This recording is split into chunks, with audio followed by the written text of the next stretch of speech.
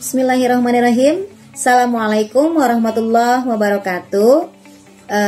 Ibu ucapkan selamat mengikuti PJJ pembelajaran jarak jauh dalam mata pelajaran Akidah Akhlak kelas 12 bersama Ibu Iska Fatmawati. Oke, baiklah anak-anakku semua. Untuk hari ini kita mulai pembelajaran online dengan menggunakan media YouTube. Oke, untuk materi yang akan kita bahas hari ini adalah materi bab 2, yaitu materi tentang membiasakan akhlak terpuji. Oke, dimohon kepada seluruh siswa kelas 12 untuk mengamati, mendengarkan, dan berusaha untuk memahami apa yang Ibu jelaskan. Baiklah, sekali lagi, yang akan kita bahas hari ini adalah materi bab 2 tentang membiasakan akhlak terpuji. Oke, dalam kehidupan sehari-hari terdapat hal-hal yang memang terus-menerus kita lakukan sehingga itu melekat ke dalam diri kita dan hal tersebut menjadi sebuah kebiasaan. Maka hal tersebut yang menjadi kebiasaan itu disebut dengan akhlak. Akhlak dibagi menjadi dua. Yang pertama adalah akhlak terpuji dan yang kedua adalah akhlak tercela. Apa itu akhlak terpuji? Akhlak terpuji adalah akhlak yang sesuai dengan tuntunan Al-Quran dan hadis. Ketika seorang menghiasi kebiasaan sehari-harinya dengan akhlak terpuji, maka akan mendapatkan kebahagiaan bagi dirinya sendiri dan juga mendatangkan kebahagiaan untuk orang lain. Sedangkan akhlak tercela adalah kebalikan dari akhlak terpuji. Semoga kita semua terhindar dari yang namanya akhlak tercela.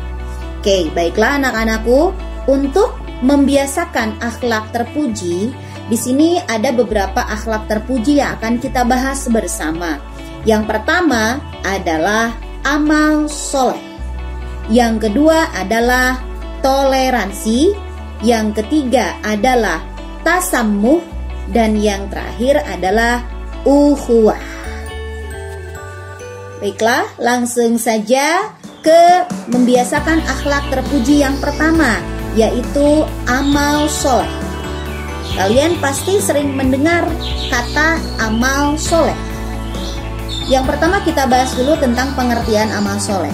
Amal soleh itu secara bahasa itu diartikan sebagai sebuah perbuatan baik yang mendatangkan pahala, atau segala sesuatu yang dilakukan dengan tujuan untuk berbuat baik terhadap masyarakat atau terhadap sesama manusia.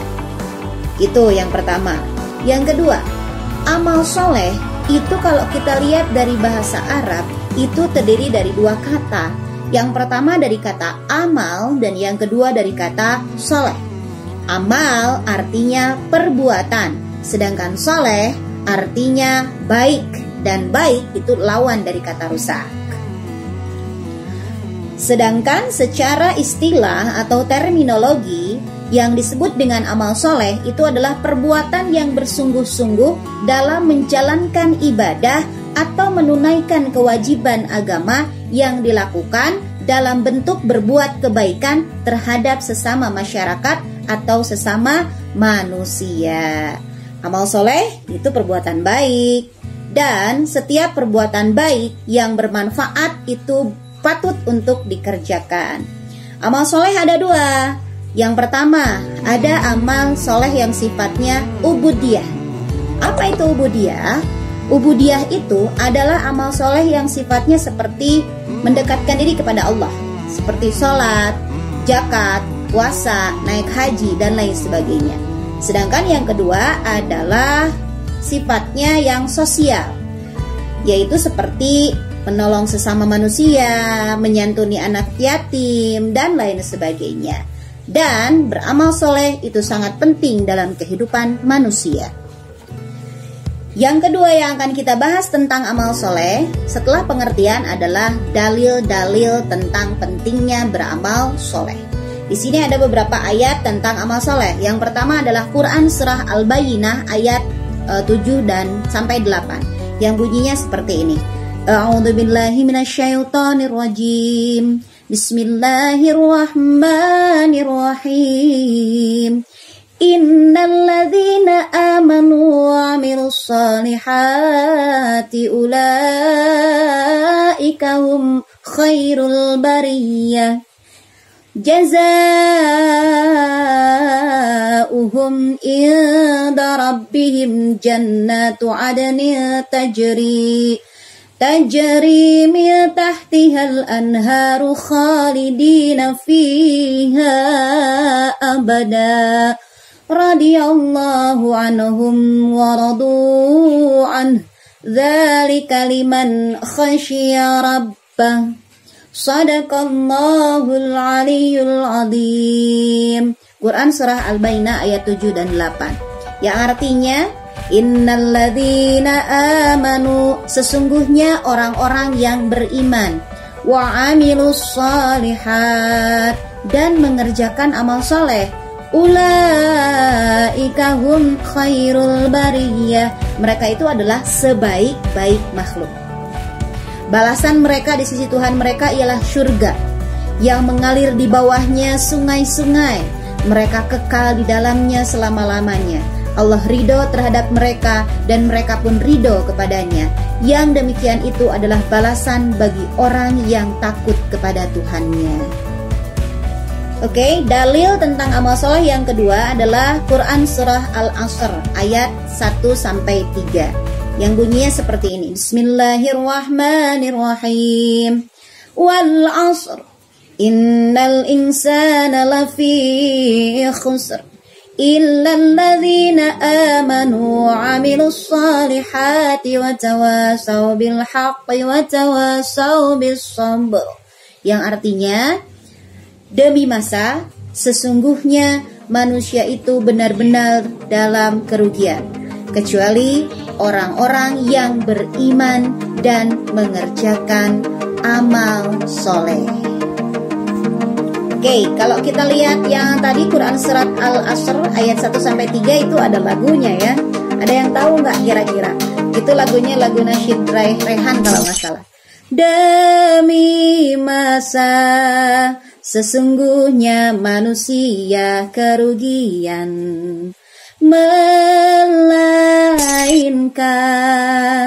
yang beriman dan yang beramal soleh.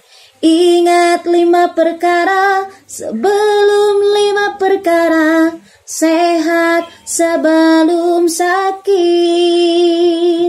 muda sebelum tua, kaya sebelum miskin, lapang sebelum sempit, hidup sebelum mati. Nah, itu adalah contoh daripada lagu yang memang diambil dari Quran surah Al-Asr, bahwa sesungguhnya orang-orang yang beriman dan mengerjakan amal soleh itu tidak dalam kerugian. Tapi sebaliknya, kalau kita tidak berbuat baik, kita tidak beriman dan tidak mengerjakan amal soleh, tentu kita dalam kerugian. Oke, selanjutnya yang akan kita bahas adalah apa sih yang ketiga? Apa sih amal soleh yang diterima di sisi Allah itu?